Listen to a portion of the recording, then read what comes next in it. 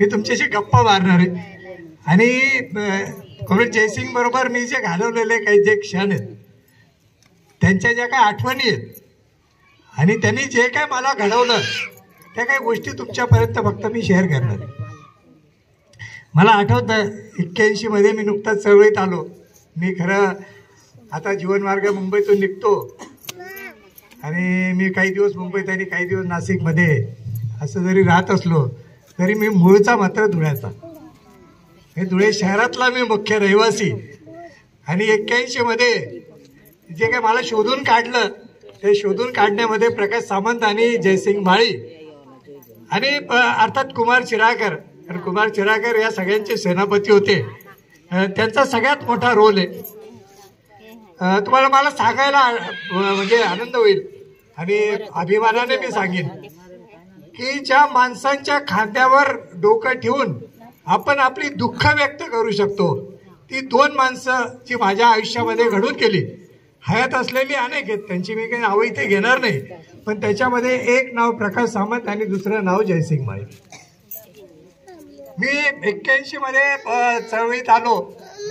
SFIच्या माध्यमातून धुळे शहरातला मी पहिला मेंबर आणि असं शोधून आणलं. भिलाटीच्या बाजूलाच आमचा पाटीलवाडा होता. तिथून शोधून आणल्यानंतर ती सगळी चळवळ सुरू झाली. नुकतेच हे सगळे श्रमिक संघटनेमधून CPM मध्ये सगळी मंडळी त्यावेळेलाच आलेली होती मला वाटतं. आणि 84च्या 83 मध्ये मी पक्षामध्ये सामील झालो आणि 85च्या दुसऱ्या जिल्हा अधिवेशनामध्ये धुळे जिल्ह्याच्या मी जिल्हा कमिटीत आलो. पण तेव्हापासूनचा या सगळ्या लोकांचा जो काही मी सहवास आणि अनुभव घेतला तो अतिशय आदर्शवादी होता. की चळवळी करताना काही आदर्श समोर पाहिजे. म्हणजे मला जे आदर्श इथे मिळाले त्याच्यामध्ये कुमार चिराकर असतील, प्रकाश सामंत असतील, जयसिंग माळी अर्थात जयसिंग माळी त्यांच्यासोबत होतेच. दत्तूभाऊ त्यावेळेचे, मंगलसिंग मला आठवतात, तापीबाई तर होत्याच, इंदिराबाई, भुरीबाई शेंबळे, मला नाव अजून काही काही आठवत आहेत की हे सगळे लोक जे होते यांचा आदर्श मी बघितलेला आहे आणि तोच आदर्श जयसिंग माळी यांच्यामध्ये भरलेला होता. मी म्हटलं ना की खांद्यावर डोके ठेवून ज्यांना दुःख व्यक्त करू शकतो, जे आपल्या भावना समजू शकतात, त्याच्यापैकी एक जयसिंग माळी होते. मी 89 मध्ये धुळे सोडून नाशिकला गेलो. अर्थात कारण हे सगळ्या सामाजिक चळवळीमध्ये आंतरजातीय लग्न करायचं एक अजून व्यसन होतं. बायको पण चळवळीतलीच मिळाल्यामुळे आंतरजातीय लग्न पळून जाऊन करावं लागलं. हे तुमच्या समोर सगळ्यांसमोर उघड करायला काही हरकत नाही.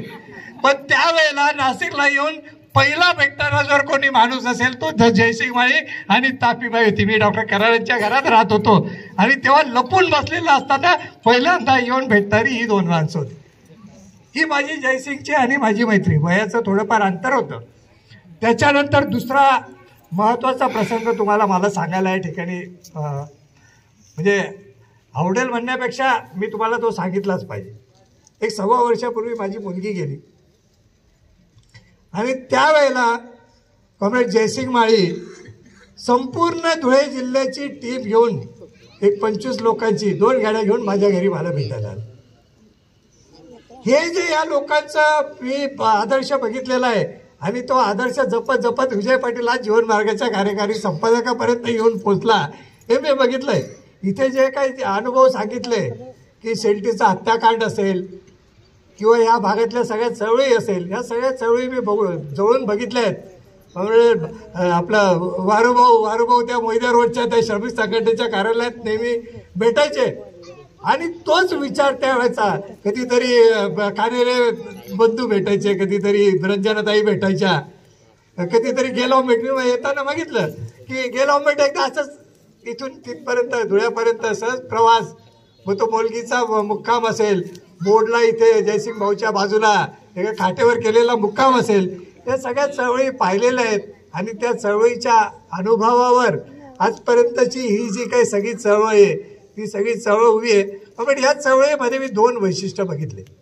म्हणजे मी आता या जीवन मार्गाच्या निमित्ताने आणि पक्षाच्या राज्य केंद्राच्या निमित्ताने महाराष्ट्रभर मी फिरतो. या चळवळीमध्ये मी पहिल्यांदा बघितलं, मी आता नाशिक जिल्ह्यातली आदिवासी चळवळ पण खूप मोठ्या प्रमाणावर बघितलेली आहे. या धुळे जिल्ह्याच्या चळवळीमध्ये दलित आणि आदिवासी यांची जी एकजूट आहे भक्कम एकजूट ही मी बघितली. मग ती तळोद्यातली असेल त्यावेळेला माहिती आहे वाघ सर पण आपल्याला त्यावेळेला आमच्या सोबत होते SFI मध्ये. ही जी एकजूट इथे एकजूट कॉम्रेडने सांगितल्याप्रमाणे महिलांची एकजूट हिचा जो आदर्शांपैकी एक आदर्श उदाहरण होतं. आणि जेव्हा येतील त्यावेळेला धीराने सामोरं जाणार तो माणूस होता. जयसिंग माळीला मी अरे होणारच नाही जाऊ दे विजय हे सोडून द्या असं कधीच मी बोलताना बघितलं नाही जयसिंग माळीला. विजय आपल्याला करायचा आणि हे आपण करणार काय होईल ते होईल.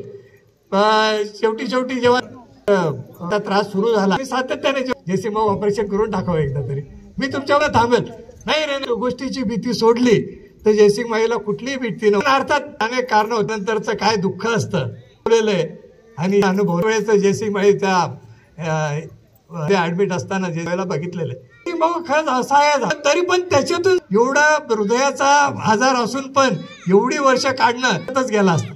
याला धैर्यच म्हणतात. याला ते कणा होता लोकांना काय प्रेम होतं आलेला हा निडरपणा होता. माळी एवढे दिवस आपल्या बरोबर राहू शकले त्यांचे विचार आपल्याला देऊ शकले मोठी त्यांचे आदर्श काय बिन जुळवण्याचं जे काही त्यांचं ते मिशन आपल्याला ते जर मिशन आपण पुढे नाही नेलं तर मला वाटतं ही शहादेची मंडपापुरती सीमित राहील. बघितली शेलती जे काय मोठं आंदोलन झालं त्याच्यानंतर पुरुषोत्तम सेनेवरचा हल्ला त्यावेळेची आंदोलन आम्ही सगळी बघितलेली आहेत. म्हणून काही वेळेला खंत वाटते की जी तळोदा अक्कलकुवा नंदुरबार या भागाने सगळी चळवळ ती चळवळ परत नव्याने उभी राहणं हीच मला वाटतं.